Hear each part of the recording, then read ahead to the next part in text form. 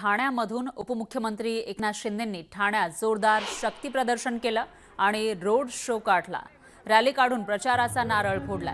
ठाणे महानगरपालिका निवडणुकीमध्ये घवघवीत यश मिळेल असा विश्वास एकनाथ शिंदेंनी व्यक्त केला।